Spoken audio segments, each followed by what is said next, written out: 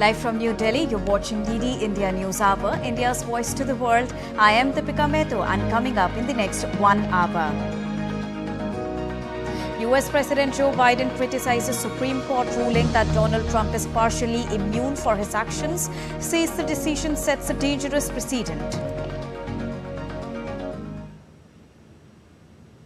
Today's decision almost certainly means that there are virtually no limits on what a president can do. Israel orders Palestinians to leave southern Gaza area after Lebanon fires barrage of rockets towards Israel. Israeli Prime Minister Netanyahu says military is nearing the end of the stage of eliminating Hamas's army in Gaza. Unusually fierce an early start to Atlantic hurricane season as Beryl smashes into the eastern edge of the Caribbean at Category 4 strength. The US National Hurricane Center says extremely dangerous and life-threatening situation. India's Prime Minister Narendra Modi to reply to the discussion on the motion of thanks to the President's address in the lower house of Parliament today. And India's World Cup winning team remains stuck in Barbados amidst Hurricane Beryl. All flights stand cancelled because of the curfew in Barbados.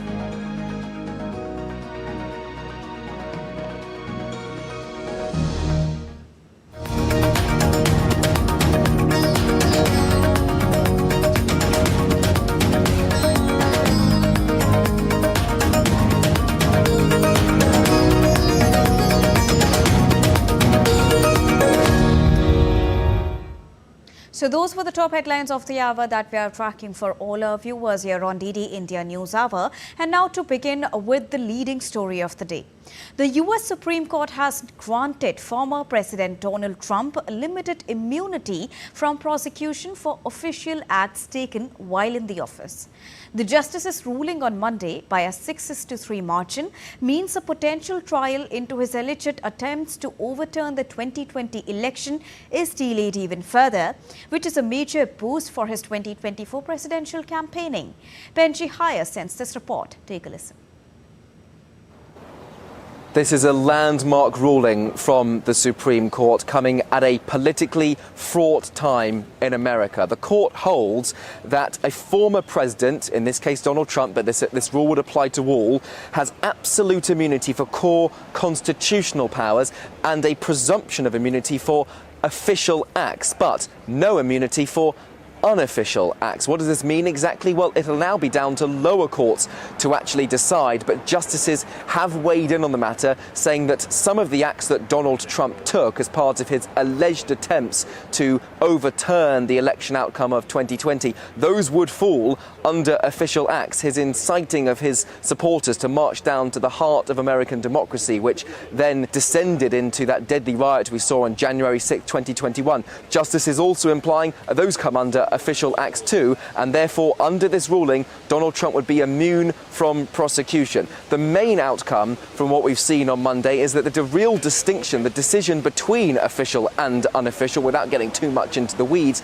that now goes down to lower courts, and that decision will take some time, in effect pushing a potential trial, another criminal trial for the former president, beyond the November 5th date that Americans would go to the polls. That has been met with elation and relief, unsurprisingly, from Donald Trump, who calls this a big win for the Constitution and for democracy. There is dismay, however, from some of the liberal justices on the bench who say that this makes a mockery of the principle that no man is above the law. They fear that it could set a precedent in the future, that a president could in effect be immune from ordering the assassination of their political rival. Meanwhile, Joe Biden's campaign claimed this changes nothing, that Donald Trump's actions in the lead up to and on January 6, 2021, none of that has changed, and they insist that Joe Biden's re-election campaign will continue to highlight that Donald Trump is willing to do anything to gain and to hold on to power for himself, and that the American people have already rejected the former president Biden's campaign claims they will do so again. But polls are not looking in his favour. We're, of course, coming off the back of a very troubling debate performance from Joe Biden, and this ruling will reinforce Donald Trump's narrative that this is a witch hunt, according to him, against him and his political allies. Meanwhile, the special counsel, the main prosecutor overseeing this case for the Department of Justice, Jack Smith, he so far has declined to comment. Benji Haya in Washington, reporting for DD India. US President Joe Biden has strongly criticized the Supreme Court ruling, calling it a dangerous precedent that did a disservice to the American people. Each of us is equal before the law. No one is above the law, not even the President of the United States. With today's Supreme Court decision on presidential immunity, that fundamentally changed. For all practical purposes, today's decision almost certainly means that there are virtually no limits on what a president can do. This is a fundamentally new principle, and it's a dangerous precedent, because the power of the office will no longer be constrained by the law, even including the Supreme Court of the United States. The only limits will be self-imposed by the president alone. Now, an update on Israel-Hamas conflict. Israeli military has asked the residents of several neighborhoods in eastern Khan Yunis in southern Gaza to evacuate to east after rockets were fired towards Israel. It comes after about 20 rockets were launched in the heaviest such attack in months, with a number intercepted and others landing in open areas with no injuries reported. Elsewhere, fierce fighting continued for a fifth day in Shajaiya in the north of Gaza and in the southern Rafah area.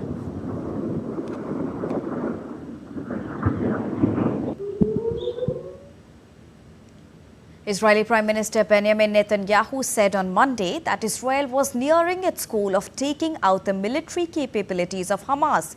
He further added that less intense operations would continue. We are advancing to the end of the phase of eliminating the terrorist army of Hamas, and there will be a continuation to strike its remnants. Meanwhile, Yemen's Houthis said on Monday that they conducted 4 military operations.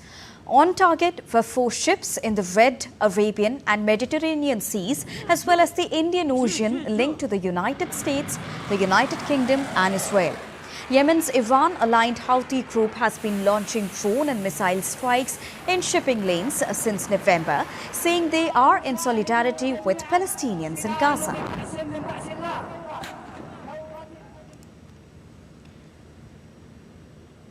The coming months will be challenging for carriers and businesses as Houthi disruptions continue into the third quarter as well.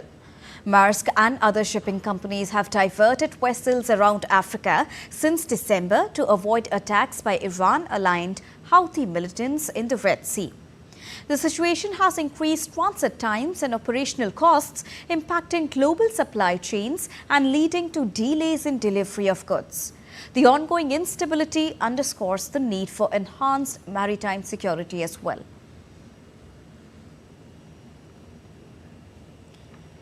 Now, Russia claimed that it occupied more advantageous positions in multiple directions and controlled several settlements in the past 24 hours, while Ukraine said on the same day that it had engaged in over 100 combats with Russian forces at the front. The Russian Defense Ministry said that its army attacked Ukrainian trains transporting arms, anti-artillery radars, arsenals and other targets. Megumi Lim fills us in from Kyiv. Moscow says its forces have taken control over Novopokrovsk in the Donetsk People's Republic, a village located in 3 kilometers away from a Ukrainian logistical hub. The development is set to allow the Russian forces to further move the front line away from the city of Donetsk. On the Kharkiv direction, Russia now says it has control over Stepovaya Novoselovka. This improves Russia's tactical positions on this part of the front line. In the meantime, officials in Russian regions bordering Ukraine reported power cuts and water supply issues after Ukrainian drone attacks on Monday. Moscow also insists that its specialists are now studying the guidance and flight correction systems of the American ATACMS missiles after obtaining the elements. On Monday, the Kremlin voiced concerns over high concentration of Ukrainian troops on the border with Belarus. Kremlin spokesman Dmitry Peskov said that Moscow sees it as a shared problem due to its allied relations with Minsk. He said that if necessary, this issue will be discussed at the highest level between the presidents. He also reminded that Russia remains open to any dialogue formats with Ukraine. Dasha Cherneshova reporting in Moscow for DD India. So that was Dasha Chernyshova's report from Moscow. Moving on, Iran's presidential candidates faced off in a debate on Monday, clashing over foreign policy and economic reform just days before the two men will face a runoff election on the 5th of July. Saeed Jalili, who is loyal to Iran's supreme leader, went head-to-head with his more moderate opponent Masoud Pezeshkian, who's backing women's rights, more social freedoms and cautious dissent with the West. Jalili plans to resolve the country's social, political and economic ills by adhering rigidly to the hardline ideals of the 1979 Islamic Revolution if he wins. Pezeshkian narrowly beat hardline Jalili for first place in Friday's first round of vote. It is wrong to think that everything depends on these three powers, and if they didn't come to negotiate, it will not work. Also, today, they are confessing themselves. The spokesman of the Foreign Ministry of America has said himself that they have endured a great failure with this imposing sanctions, but apparently we say no, it was not a failure for them, and the American side was the one who did not want their plan to work out. American or Europe, why can't our merchants get visas to go to European countries easily? Our businessmen can't go easily, our students can't go easily. What did we do that the world is like this with us? The neighbors even, for example, why doesn't Turkey give us our money? Why doesn't China give us back our dollars? It should comply with it, right? We have set the contract there already. There were supposed to be investments, they will not. Now, Uruguayans on Sunday chose the presidential contenders who will contest October elections as opinion polls show the left-wing opposition edging ahead. Early primary election results showed Yamandu Orsi, who is the mayor of Uruguay's second-largest region, had won the main left-wing opposition's primary election, topping challenger Caroline Jose, who is the mayor of the capital Montevideo. Now, Sunday's results showed the main force within the incumbent centre-right coalition government will be represented by Alvaro Delgado. Whoever wins in general elections scheduled for the 27th of October will now need to bring down high homicide rates, improve the social safety net, balance trade with major partner China. And if no presidential candidate receives over 50% of the vote on the 27th of October, a second round will then be held on the 19th of November.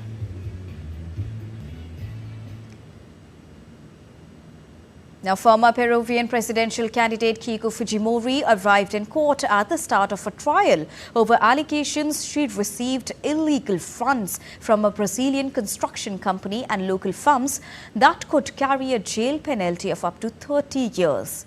The politician, daughter of former President Alberto Fujimori, faces charges of money laundering and leading a criminal organization that received contributions for her 2011 and 2016 electoral campaigns. There are more than 40 other defendants that include former officials and militants of Fujimori's party. She has previously said she was innocent and rejected the charges. The prosecutor said the origin of this money had been hidden from the electoral authorities and was used for political campaigns and for Fujimori family's own benefits as well.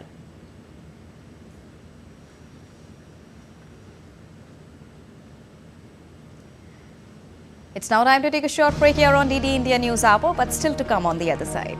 Marine Le Pen and her far-right national rally wins big in France's snap election, garners reaction from domestic rival parties. Rishi Sunak's Conservative Party faces mounting challenge ahead of the UK election. And Kenyans take to the streets after tax bill climb down.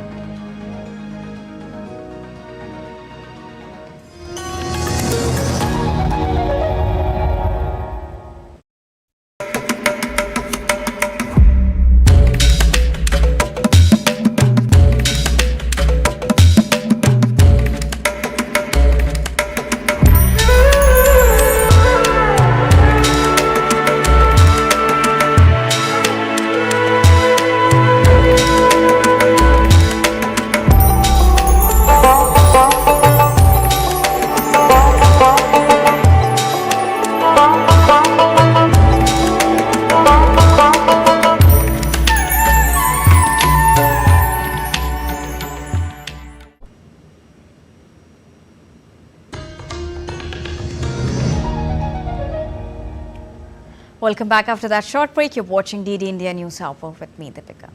Now, Hurricane Beryl has smashed into the eastern edge of the Caribbean.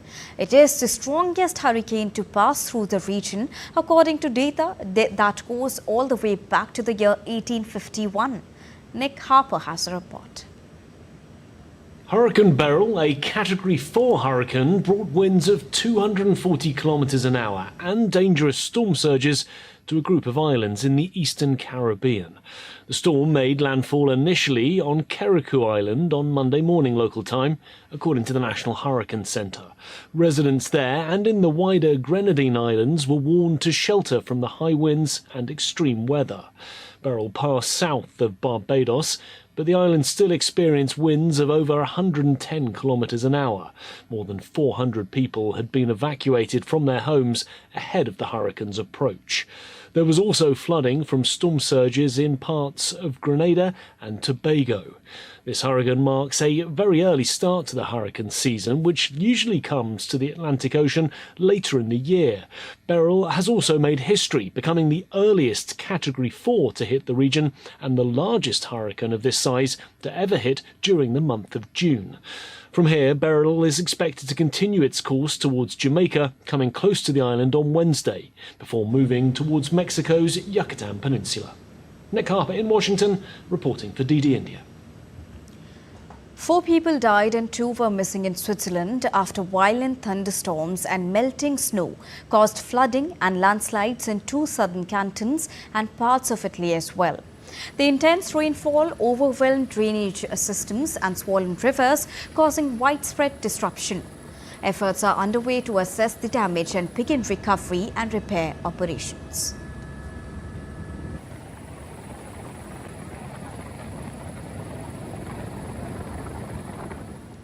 In India, severe flooding conditions has raised in Assam as incessant and widespread rains battered the state for last few days. The condition worsened after Brahmaputra and other rivers flowed above the danger level. Over 2.75 lakh people have been affected in 1,275 villages across 19 districts. Cleaning and excavation activities of blocked drains are being carried out in different areas to minimize the waterlogging problem. The IMD has issued red alert for Assam today and orange alert for Arunachal Pradesh, Sub-Himalayan West Bengal, Sikkim, Meghalaya, Mizoram, Tripura and Nagaland. Extremely heavy rainfall at isolated places of Assam and Meghalaya along with northeastern state for today and coming days has also been predicted. The Arctic could also face more severe environmental impacts from oil spills if shippers switch to very low sulfur fuel oil following new restrictive fuel regulations in the region. The Arctic could face more severe environmental impacts from oil spills if shippers switch to very low sulfur fuel oil following new in the region. This rise in traffic heightens the risk of accidents and spills, making it crucial to enforce stringent safety and environmental standards. Ship trafficking in Arctic waters had already surged more than 3 in 10 years.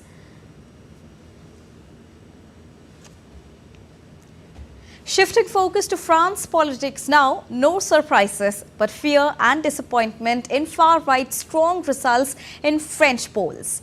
Now, voters expressed fear, disappointment and a bit of shock while others expected the results based on surveys the past weeks showing strong support for the far right. But whether the anti-immigrant Eurosceptic RN will be able to form a government will depend on next week's decisive round and how successfully other parties manage to thwart Le Pen by rallying round the best-placed rival candidates in constituencies across France. A long-time pariah for many in France, the RN is now closer to power than it has ever been. DD India correspondent Ross Cullen reports from Paris. Throughout this week, there are going to be a lot of political manoeuvres in France as different parties weigh up whether to stand aside their candidates in these so-called triangular districts. Now, this is where you have 3 MPs, potential MPs, who've gone through to the second round runoff. Usually it's just 2 candidates going up against each other, but because of the huge turnout, numbers not seen since the 1980s, sometimes there are 3 candidates who've made it through to the runoff. And what we are seeing from the left wing is that they are urging the 3rd candidate to stand aside to make sure there is just one focal point for those people who want to block the far right from power. But there's no doubt about it. Marine Le Pen and Jordan Bardella, the 2 figureheads of that party, are in pole position. They are very likely to secure at least a relative majority of seats in the National Assembly come Sunday, come the second round decisive vote of this election. And there's still the possibility they could secure an absolute majority and they will be able to implement their economic programme. And finally, we would see a far-right government back in power in France, not seen before since the 1940s. So there is a lot at stake for France in the coming 5 days until that election second round. There is a lot at stake for the president. He could well have to work with, power share, cohabit with a prime minister from another party, a prime minister potentially from the far right, something that would prove very difficult for him, something that would put intense pressure on him as he tries to serve out the remainder of his presidential term. Ross Cullen in Paris reporting for DD India. UK Prime Minister Rishi Sunak insists that he has not given up hope of winning Thursday's general election. Now, this despite polling suggesting his Conservatives look set to lose power to the Labour Party for the first time in 14 years. DD India's Ollie Barrett reports from London.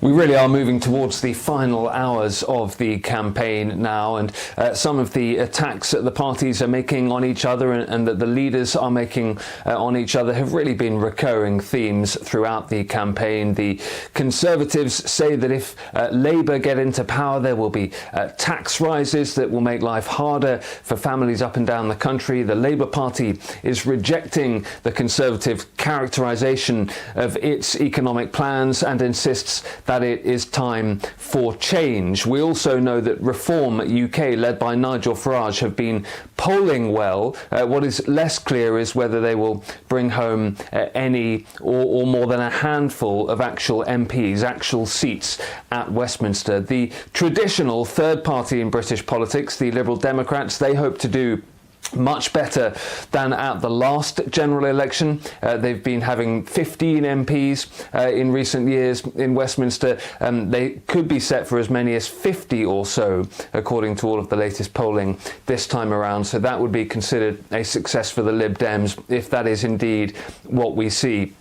Immigration, the economy, the National Health Service, international affairs like policy on Ukraine, all of these things have been central themes in the election campaign, but all of the polling suggests that we could be set for a Labour government for the first time in 14 years, potentially with a significant majority.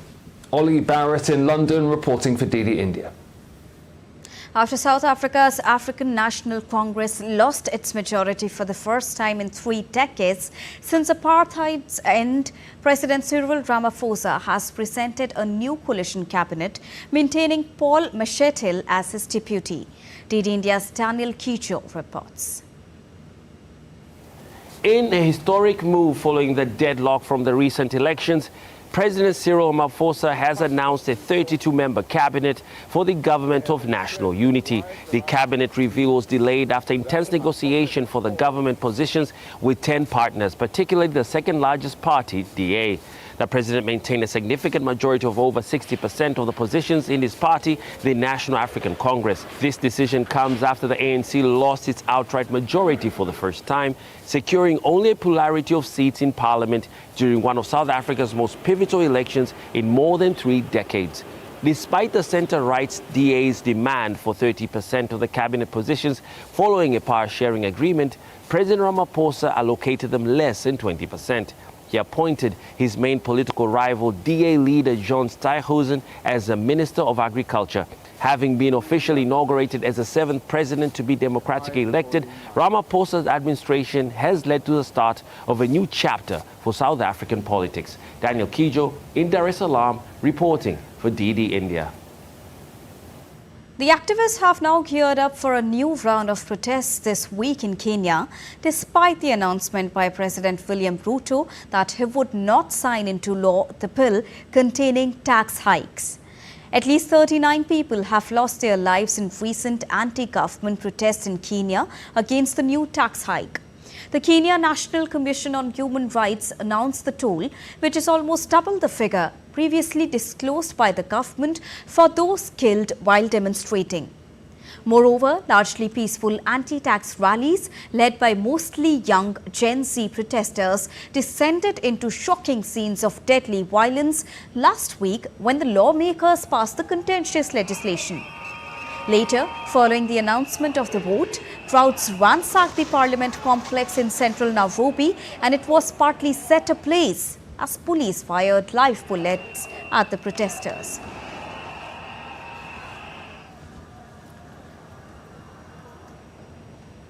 And now in DD India News Hour, let's quickly take a look at other stories making news around the world. Air Europa flight makes emergency landing in Brazil after severe turbulence. The incident occurred over the Atlantic Ocean, prompting the pilot to divert the aircraft to the nearest airport for the safety of passengers and crew. Several passengers sustained injuries and were treated upon landing. Soon after, the airline arranged a second plane for their passengers. Under the light of a moon, a dozen deer glow uncannily in the dark on South Korea's island of Anma, destroy crops and damage trees in their nocturnal wanderings, causing severe damage to the crops. The severe damage to agriculture has left the residents and farmers grappling with the consequences. The residents have petitioned the government to designate the deer as harmful wildlife, a status that would permit culling. The royal family's holiday retreat Balmoral Castle opened its doors to the public for the first time in its history since 1855. Visitors will now be able to catch a glimpse of royal family and their life in the Scottish Highlands. The lucky ones who managed to purchase $127 ticket will be able to enjoy 7 of the castle's rooms with a guide. The castle tour will continue till the 4th of August.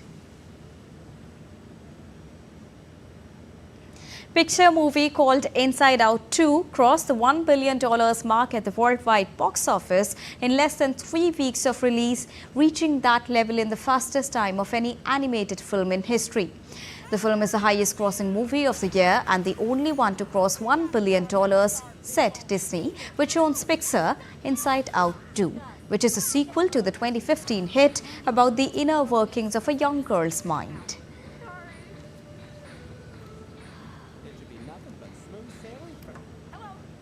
Time to take a short break here on DD India News Hour, but still to come on the other side.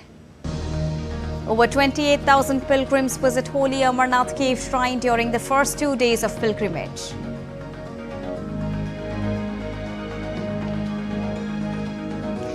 India Energy Storage Week 2024 is underway in New Delhi. We will get you a special report on that as well. And Delhi High Court to hear Delhi Chief Minister Arvind Kejriwal's plea today.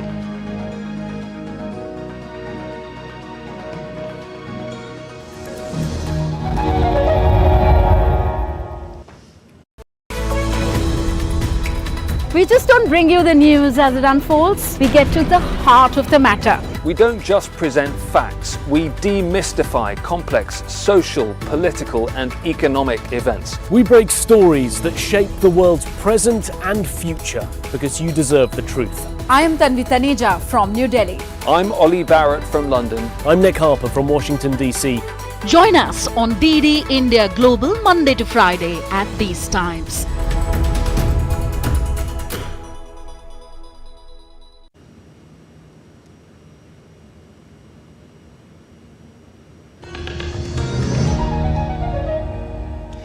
Welcome back after that short break. You're watching DD India News Hour with me, Deepika. And now it's time to quickly recap the top headlines of the hour. US President Joe Biden criticizes Supreme Court ruling that Donald Trump is partially immune for his actions, says the decision sets a dangerous precedent. Israel orders Palestinians to leave southern Gaza area after Lebanon fires barrage of rockets towards Israel. Israeli Prime Minister Benjamin Netanyahu says Israel's military is nearing the end of the stage of eliminating Hamas's army in Gaza.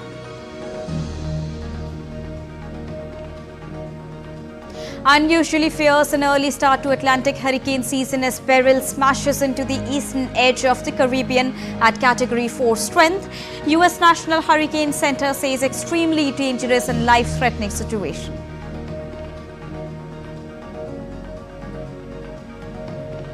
India's Prime Minister Narendra Modi to reply to the discussion on the motion of thanks to President's address in the lower house of the Parliament today. And India's World Cup winning team remains stuck in Barbados amidst Hurricane Beryl. All flights stand cancelled because of the curfew in Barbados.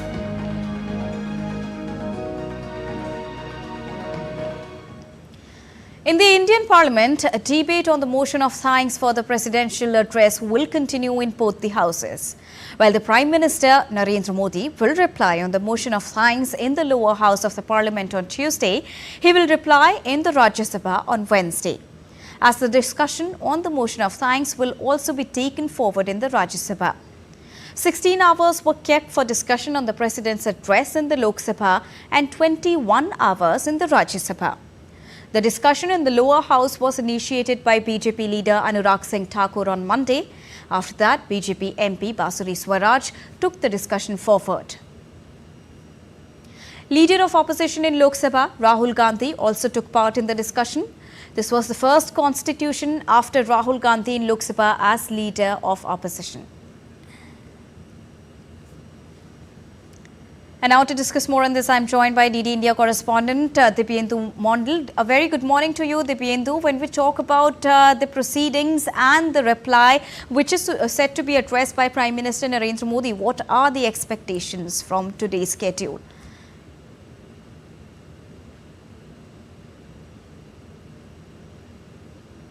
Floor of the House in the lower house today.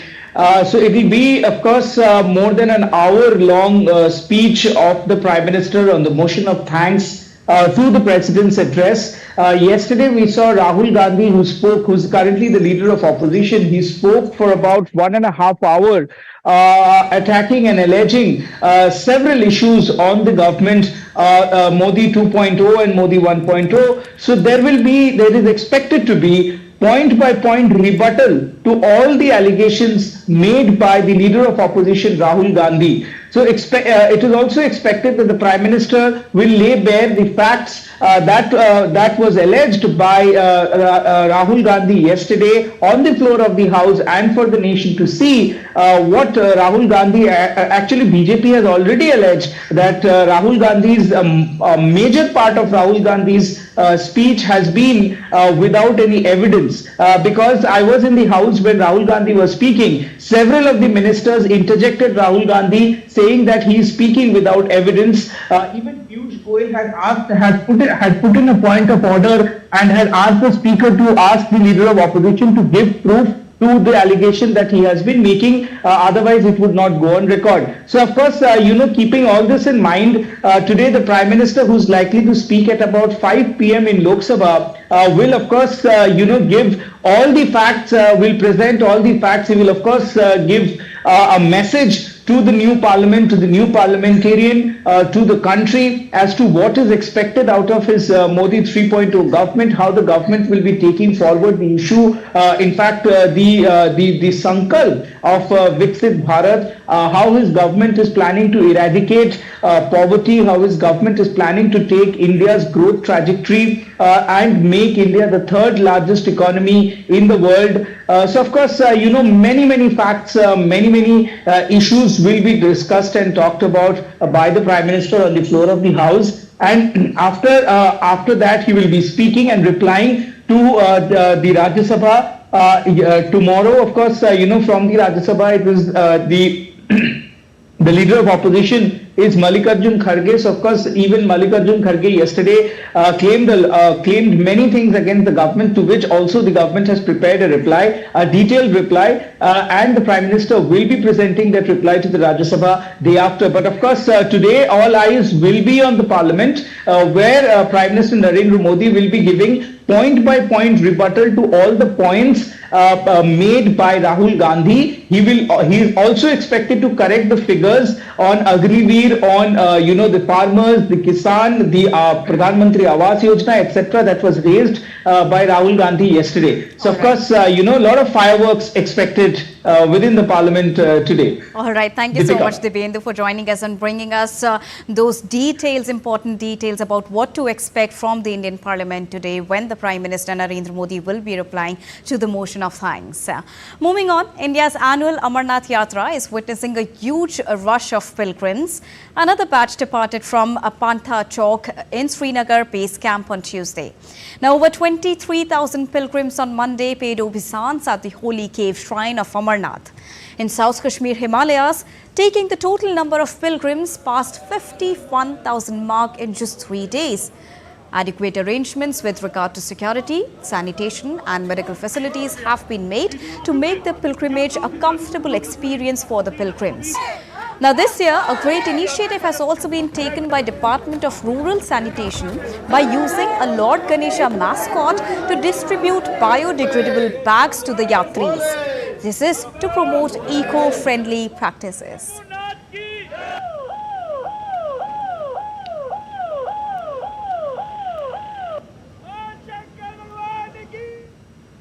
And now to discuss more on this, I am joined by DD India correspondent Shabir Dar. A very good morning to you, Shabir. When we talk about the arrangements in place, we also just told our viewers that arrangements have been made where biodegradable bags are being given to the pilgrims. And tomorrow, as we know, that the world is going to observe the International Plastic Bag-Free Day. The initiatives which are being positioned there in Amarnath Yatra, what do you have to say about that, along with other arrangements put in place for the pilgrims? Shabir.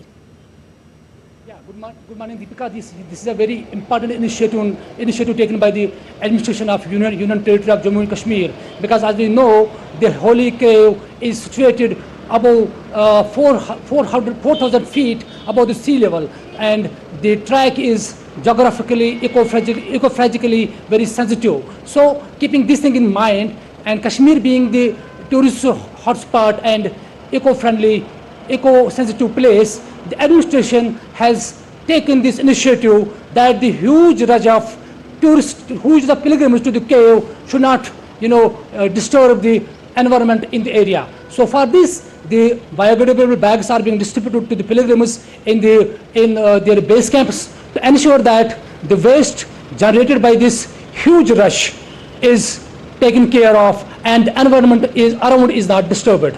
As we know, the enthusiasm in pilgrimage is huge. We have seen that in last 3 days, over 50,000 pilgrims have, been to the cave shrine and performed their puja there. So the rush is increasing day by day. Large number of pilgrims from across the country and abroad are arriving on a daily basis to Kashmir, and we are being told that the yatra will, attract around 4 lakh to 5 lakh pilgrims in 52 days duration of the yatra. So naturally, the environment is one big concern. Second, the yatris, safety and security is another. They trek to the uphill. Administration has given them do's and don'ts because they need to carry their woolens, their medical certificate is being checked. Indeed, so all the things are being taken care of by the government. Thank you so much, Shabir, for joining us and bringing us all those important details and how the government is also ensuring to take care of the environment as well. So with a vision to bring together stakeholders of clean energy future on the same platform, India Energy Storage Week 2024 is currently underway in New Delhi, and it will continue to be in place till the 5th of July. DD India correspondent Shupendu Ghosh has more. India Energy Storage Week kick-started at Yashobhumi in New Delhi on Monday. Through the week, deliberations will focus on domains of energy storage, e-mobility and green hydrogen sector. The aim is to get the entire value chain of clean energy sectors on the same platform. So as you are aware, for India, energy transition is very, very important. We have taken our commitments for 2070 for net zero. A lot of investors are here They are looking into what are the energy transition requirements in India, what is the manufacturing potential in India, and I think it is going to be a very good conference. India Energy Storage Week is attracting global participation with over 30 countries, 250 regulators, policymakers, exhibitors, and over 1,000 industry leaders. There is no sector more important in the Australia-India bilateral relationship than the green energy supply sector. We have huge resources in minerals and energy that can support Make in India. And in particular, we have strong reserves of critical minerals. We're the largest producer of lithium on the planet and the second largest producer of cobalt on the planet. Loham is India's first integrated lithium-ion company, critical material company which is into recycling, repurposing and cathode active material manufacturing company. We are the largest in India, and if you look at our stall, it's basically categorized into three pieces. One is dedicated to second life batteries, one is for materials where essentially we recycle the materials and convert it into various salts, and then third is software where we do analytics on the battery and then give the residual value to the customer. The conference and exhibition is organized by India Energy Storage Alliance, a leading industry alliance focused on sustainable solutions. While clean energy is the future of the world, India Energy Storage Week explores the manner in which India holds the potential to become a global hub and market for energy innovations in the future. With camera person Aniket Dubey, Shubhendu Ghosh in Delhi for DD India. And now in DD India News Hour, it's India time to take a Energy quick Storage look at Week other stories kick-started at making news. Yashobhoomi in New Delhi on Monday. Through the week, The Delhi High Court will hear Chief Minister Arvind Kejriwal's plea challenging his arrest by Central Bureau of Investigation today. He has called the arrest as illegal. The probe agency arrested Arvind Kejriwal in the Rouse Avenue court on the 26th of June while he was in judicial custody in a related Enforcement Directorate case over scrapped excise policy.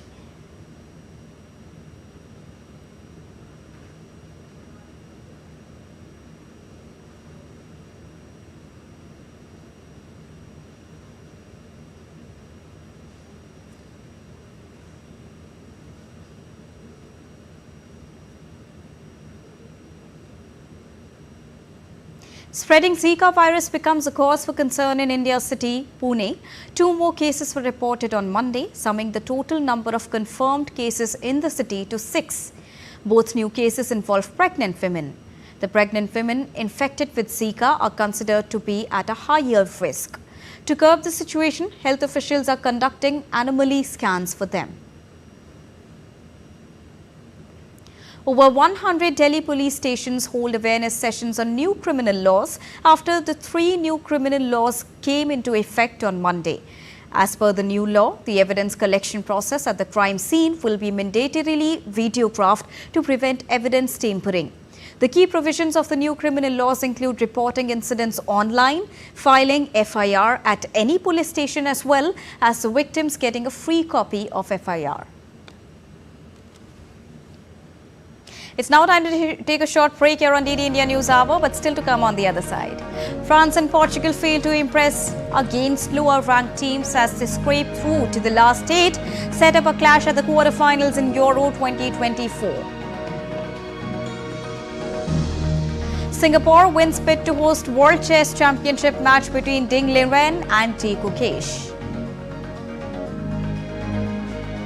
And drone show lights up Hong Kong sky to celebrate handover anniversary.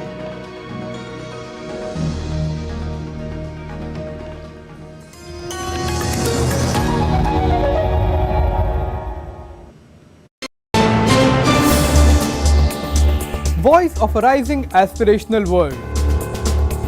Stories of challenges, struggles and accomplishment. A world battling conflict, hunger and poverty. Embracing growth, development, science and technology. A voice of progress, a voice of unity. Watch Voice of the Global South with me, Akshay Dongre, only on DD India.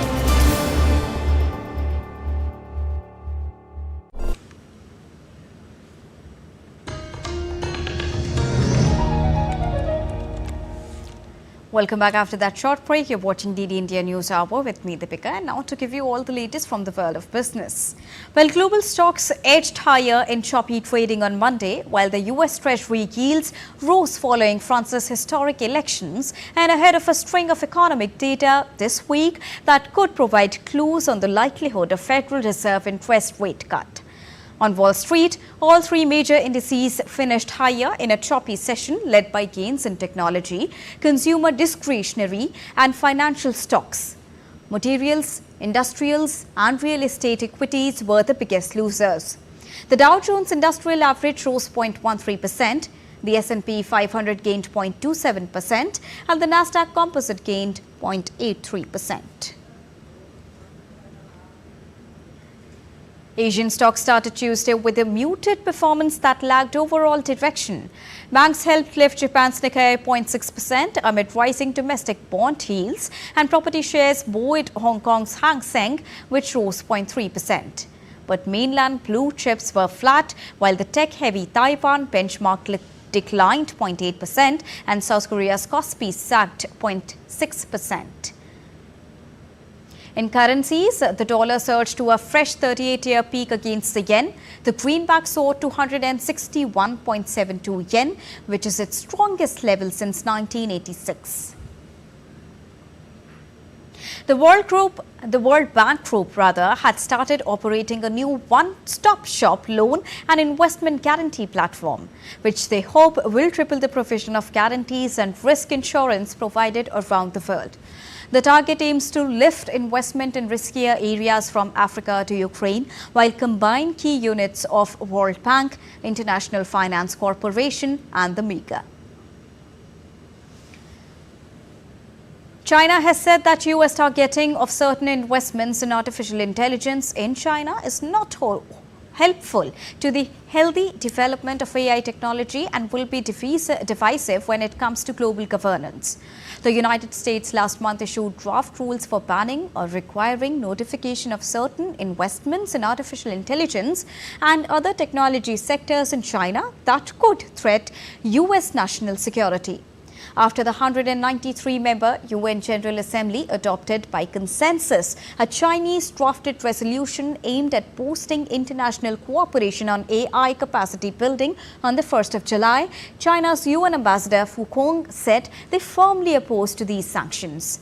Fu said the US actions do not foster an inclusive business environment, and he urged Washington to reverse its decision. That the U.S. will lift these universal sanctions. And again, coming back to the fragmentation issue, we don't believe that what the U.S. government's position or decision will be helpful to the healthy development of the AI technology per se, and will, by extension, divide the world in terms of the standards and in terms of the rules governing the AI. We do believe that it's important to be inclusive on this matter. Now, workers' union at Samsung Electronics in South Korea said it would launch a general strike until its demands for better pay and time off were met. The union is planning to begin the strike on the 8th of July, asking the company for commitments such as improvements to its performance-based bonus systems and an extra day of annual leave as well. Last month, the union staged a walkout by using an annual leave, but the company at the time said there was no impact on production or business activity. Samsung declined to comment on the union strike's plan. Union membership increased rapidly after Samsung in 2020 pledged to end its practice of discouraging the growth of organized labor.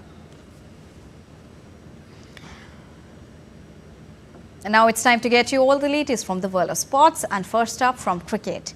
Well, Indian cricket fans might have to wait a little longer to see their T20 Cricket World Cup winning heroes back in the country as the Rohit Sharma-led side remains stuck in Barbados amidst hurricane peril. After a grueling month-long T20 Cricket World Cup, the Indian cricket team is in the midst of celebrating their glorious victory in Barbados as a Grade 4 hurricane approaches the island.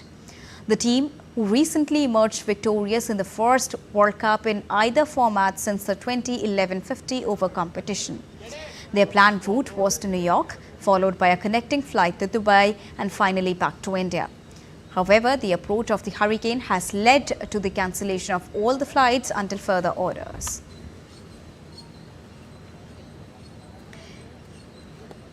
In soccer, goalkeeper Diego Costa saved all 3 penalties as Portugal won 3-0 in a shootout against brave Slovenia in dramatic Euro 2024 last 16 clash on Monday.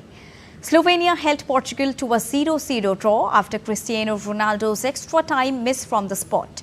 Diego Costa was the man of the moment in the shootout as Slovenia choked right when it matters. Portugal will now go to the quarter-final to face France on Friday night. Meanwhile, substitute Randall Kolo Muani scored with a deflected shot 5 minutes from time to give France a nervy but deserved 1-0 round of 16 victory over a disappointing Belgium. France's poor finishing continued with William Saliba and Mbappe both placing over before Kolo Muani struck late to win. The Singapore Chess Federation has won the bid to host FIDE World Chess Championship Match 2024. The match will feature the defending champion Ding Liren from China and challenger D. Gukesh from India. The Singapore Chess Federation will host the match between 20th of November and 15th of December this year. FIDE received 3 applications for hosting the World Championship match, namely India's New Delhi, Chennai being another option, and Singapore. After reviewing the bids and inspecting all potential host cities for their venues, amenities and programs along with opportunities, the country was chosen accordingly. In tennis, Wimbledon favourite Aryna Sabalenka pulled out shortly before her opening match on Monday due to a shoulder injury. The 2-time Australian Open champion was seeded 3rd at the All England Club and was supposed to play Emina Bektis of the United States in the first round on day 1 at the grass court Grand Slam tournament. However, the Belarusian was replaced in the draw by lucky loser Erika Andreeva. Sabalenka, who suffered a lower back injury this year and struggled with illness at the French Open, sustained the injury during last month's Berlin Open. Hundreds of drones lit up the sky over Hong Kong. A display of 350 drones created various patterns in the night sky, including the number 27, pandas and more, attracting large crowds of residents and tourists along the waterfront. Catching the eye of the stargazers, this mesmerizing show offered a unique and modern twist on traditional fireworks.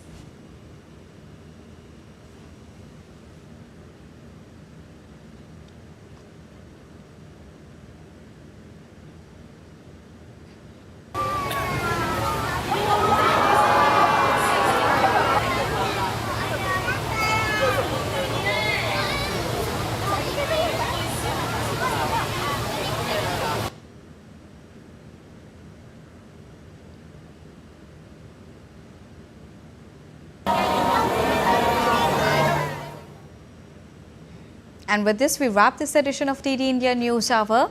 But let us know your thoughts on the news of the day. For those on the go, you can get all the latest news and updates from India and across the world on DD India mobile app. The app is available on both Android and iOS platforms. Scan the QR code on the screen to download it right now. We'll be back with more news as it breaks here on DD India. I am Deepika Mehto, and from all of us here in New Delhi, thank you so much for watching DD India News Hour. Namaskar.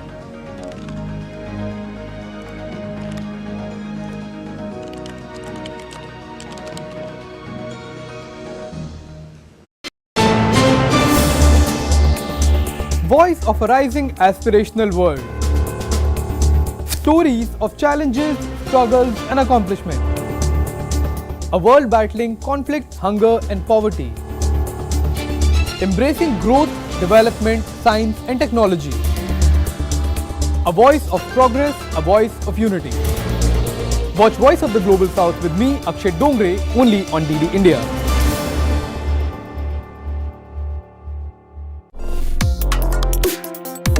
Complex issues, hidden agendas, twists and turns, strategic games. We think All dots are linked. We just need to connect them. Join me every week as I connect the dots to unravel hidden designs in statecraft, mysteries, and decode issues that matter to you. Watch Connecting the Dots with me at these times on DD India.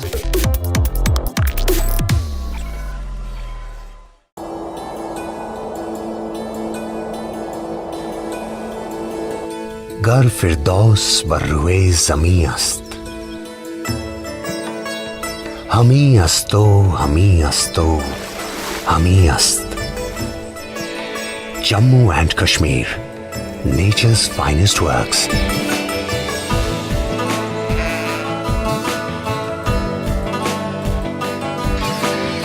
A land of verdant valleys,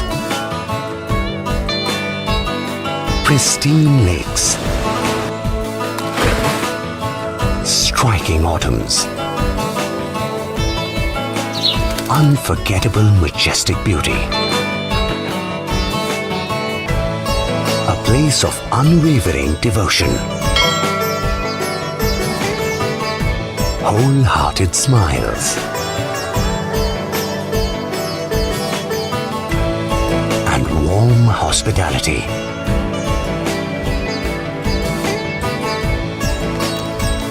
World famous for its exquisite artistry.